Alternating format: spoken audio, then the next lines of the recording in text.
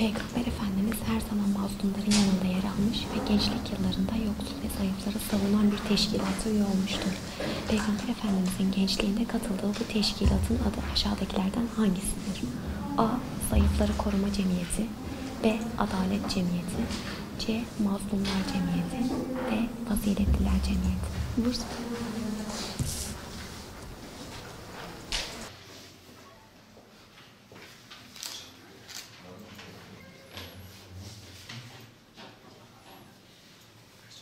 Bir, akrabalarını gözetmesi. B.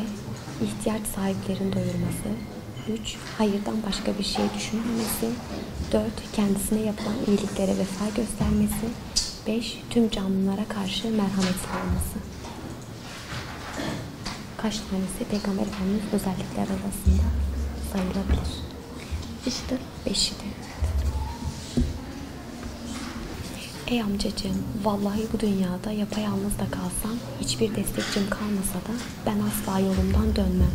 Güneşi sağ elime, ayı da sol elime verseler, ben yine de davamdan vazgeçmem.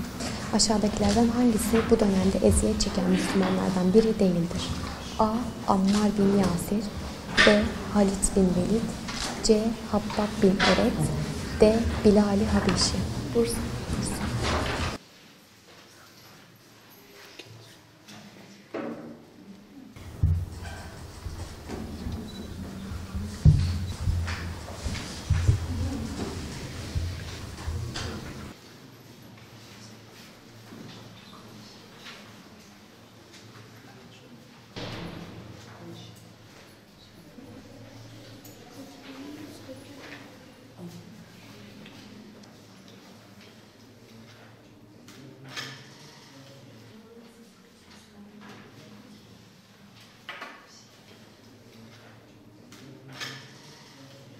Peygamber Efendimiz'in hayatı çok güzel bir şey. Ayrıca ben geçen sene de katıldım.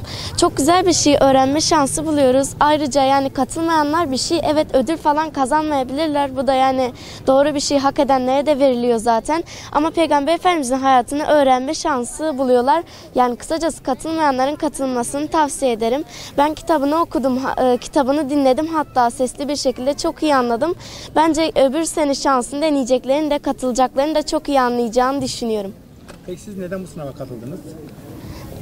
Yani hem Peygamber Efendimiz'in hayatını öğrenmek için hem de şansını denemek istedim. Ya Peygamber Efendimiz'in sevgisi dile getirilemeyecek bir şey. Yani o kadar büyük bir şey ki hiçbir zaman hiç kimse dile getiremez. Gerçekten de çok büyük bir sevgi çünkü. Sınavım çok iyi geçti. Peygamber hayatımızla ilgili sınavım çok iyi geçti.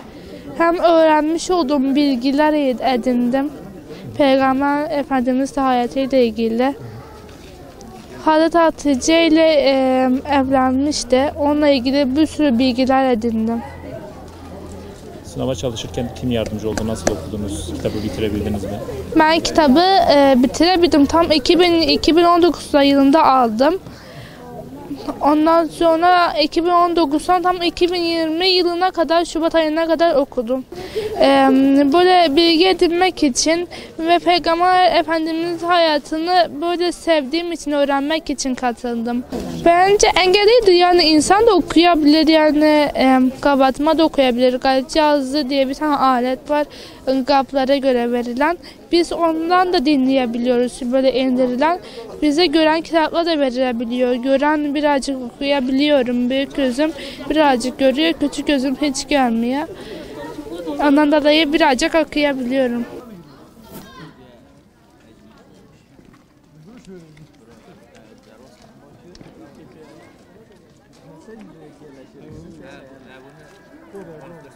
Geçtiğimiz günlerde ben trafik kazası geçirdim. Araba çarptı. Ayağım bir aydır alçıda.